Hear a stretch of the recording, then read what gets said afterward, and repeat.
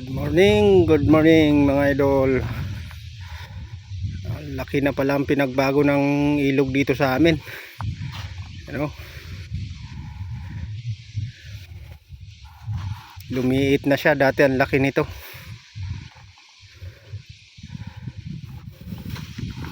Pero medyo malalim pa. Pwede pa namang pag-piknikan, pwede pang maligo.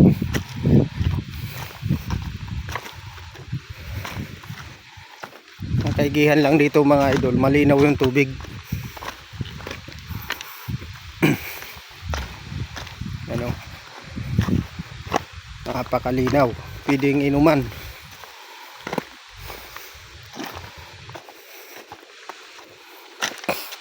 Napakalinaw pa yan mga idol, pwede ka pang uminom dyan. Pero pwede pa naman kahit medyo lumiit na siya.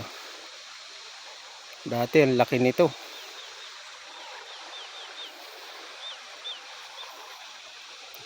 Sa mga gustong pumunta mag-picnic, lalo na yung mga hindi pa nakakarating sa ganitong lugar, available to mga idol, libre, walang bayad kahit piso.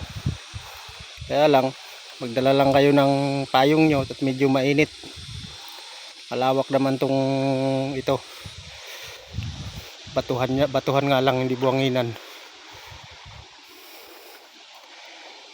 Kung yung malalim na pisto na tubig ay doon sa gawing baba, medyo malalim doon, may kanlo-kanlong kasi may puno ng kahoy doon sa gawin na yun.